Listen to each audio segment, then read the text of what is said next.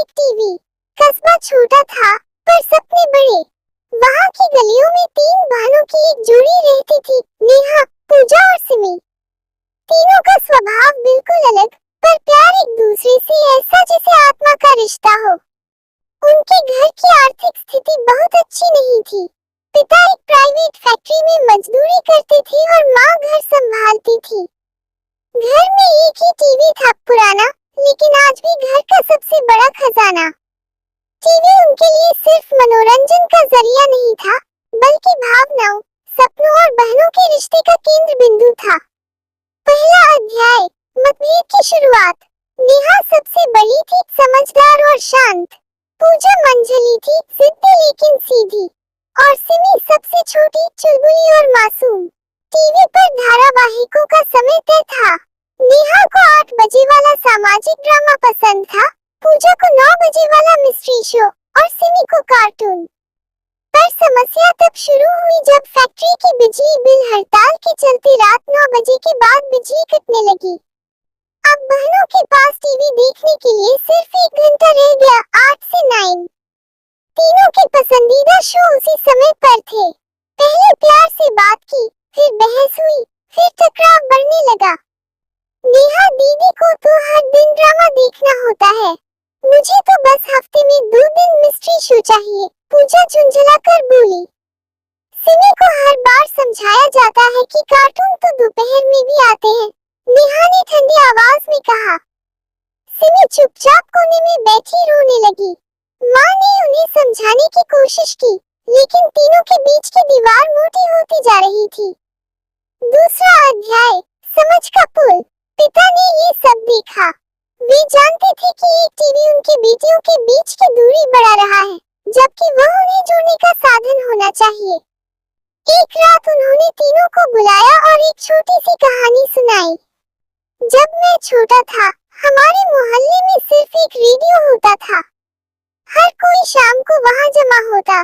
सबकी पसंद का कार्यक्रम नहीं आता था, लेकिन हम सुनते थे क्योंकि हमें साथ रहना पसंद था।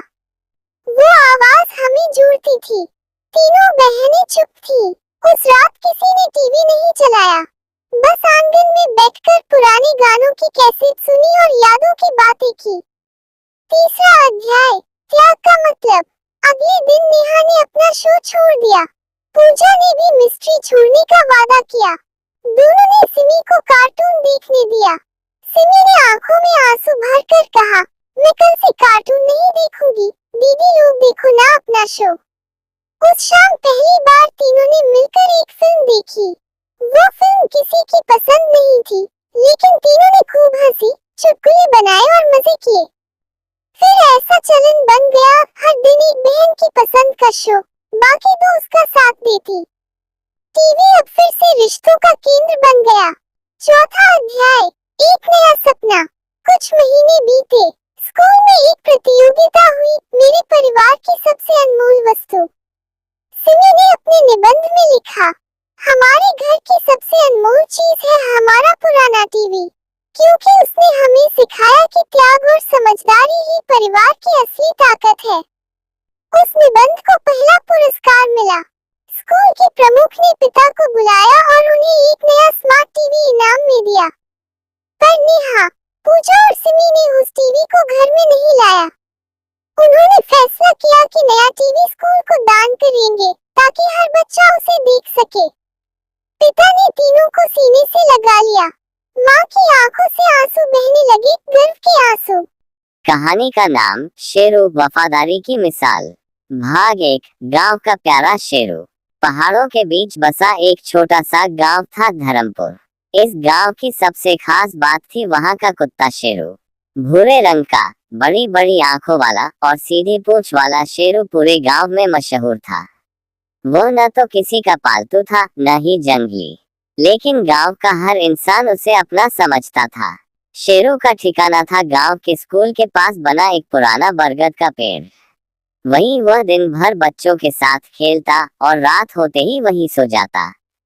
गांव वाले उसे रोटियां, दूध, कभी कभी मीठा भी दे जाते। वह सबका लाडला बन चुका था। लेकिन एक बात जो सबको हैरान करती थी, वो थी शेरू की समझदारी। उसे इंसानों की बातें कुछ कुछ समझ में आती थी। अगर किसी बच्चे को खतरा होता तो शेरू सबसे पहले दौड़कर उसकी मदद करता। उसने एक बार एक सांप से बच्चे को बचाया था, तब से लोग कहते थे शेरू सिर्फ कुत्ता नहीं, देवता है। योजक चिन्ह, योजक चिन्ह, योजक चिन्ह। भाग 2, खतरे की आहट। धर्मपुर गांव के पास के जंगलों में इन दिनों कुछ अजीब हो रहा था। कई रातों से जानवरों की चीखें सुनाई दे रही थी। कुछ किसानों के मवेशी गायब होने लगे थे। लोगों को शक हुआ कि कोई तेंदुआ या भेड़िया गांव की ओर आ गया है। एक रात गांव के सरपंच ने पंचायत बुलाई। हमें कुछ करना होगा, उन्होंने कहा। अगर ऐसा ही चलता रहा तो हमारे जानवरों के बाद हमारे बच्चे भी सुरक्षित नहीं रहेंगे। शेरू उस समय पास ही बैठा था। उसने सरपंच की बातों को गौर से सुना। उसी रात से शेरू हर रात चौकसी करने लगा। वह हर गली, हर घर, हर खेत के पास जाकर सूंघता, भौंकता और फिर लौट आता। एक रात की बात है, शेरू ने कुछ आहट सुनी। वह जंगल की ओर दौड़ा। वहां उसने देखा एक भेड़ियों का झुंड गांव की ओर बढ़ रहा था। योजक चिन्ह, योजक चिन्ह, योजक चिन्ह। भाग 3, अकेले की लड़ाई। शेरू ने भौंक भौंक कर पूरे गांव को सतर्क किया, लेकिन रात बहुत गहरी थी। लोग बाहर नहीं निकले। शेरू अकेला ही भेड़ियों की ओर दौड़ा। भेड़ियों से लड़ाई आसान नहीं थी, लेकिन शेरू ने हार नहीं मानी। उसने अपने पंजों, दांतों और भौंकने से उन्हें डराया। वह एक एक भेड़िए पर झपटा और उन्हें भगाया। काफी देर तक लड़ाई चली, लेकिन शेरू की बहादुरी ने रंग दिखाया। अंत में भेड़िए हार कर लौट गए। सुबह जब गांव वालों ने देखा कि खेतों में खून के निशान हैं और शेरू बुरी तरह घायल पड़ा है, तो सब दौड़ पड़े। उसे गांव के वैद्य के पास ले जाया गया। बच्चों की आंखों में आंसू थे, बुजुर्ग उसके सिर पर हाथ फेर रहे थे। गांव की औरतें कह रही थी, अगर शेरू नहीं होता तो आज न जाने क्या हो जाता। योजक चिन्ह, योजक चिन्ह, योजक चिन्ह। भाग 4, सम्मान और बदलाव। शेरू धीरे धीरे ठीक हुआ। गांव वालों ने फैसला किया, अब शेरू सिर्फ गांव का नहीं बल्कि धर्मपुर रक्षक है। उन्होंने गांव के चौराहे पर एक छोटी सी मूर्ति बनवाई, शेरू धर्मपुर का रक्षक। गांव के स्कूल में एक नया पाठ जोड़ा गया, शेरू की बहादुरी, जिसे हर बच्चा पढ़ता। अब शेरू की देखभाल एक एक गांव वाला करता। कोई दूध लाता, कोई हड्डियां, कोई नहलाने आता। बच्चे उसे अपनी किताबें भी सुनाते। वह अब सिर्फ एक कुत्ता नहीं था, वह एक साथी, एक संरक्षक, एक आदर्श बन गया था। योजक चिन्ह, योजक चिन्ह, योजक चिन्ह। भाग 5, आखिरी सलाम। समय के साथ शेरू बूढ़ा हो गया। अब वह पहले जैसा तेज नहीं रहा, लेकिन उसकी आंखों में वही चमक थी। एक दिन की बात है, वह बरगद के नीचे बैठा था, बच्चों के हंसते खेलते देख रहा था। उसकी आंखें धीरे धीरे बंद हो गईं। गांव में शांति छा गई, जैसे सब समझ गए थे शेरू अब नहीं रहा। उस दिन पूरे गांव ने मिलकर उसे अंतिम विदाई दी। लोग रोए, बच्चों ने फूल चढ़ाए और हर किसी ने दिल से कहा, शेरू तेरा एहसान कभी नहीं भूलेंगे। योजक चिन्ह, योजक चिन्ह, योजक चिन्ह। नैतिक सीख। वफादारी, साहस और समझदारी किसी भी प्राणी में हो सकती है। जो दूसरों की निस्वार्थ सेवा करता है वही सच्चा नायक होता है। कभी किसी को छोटा मत समझो, एक कुत्ता भी गांव का रक्षक बन सकता है।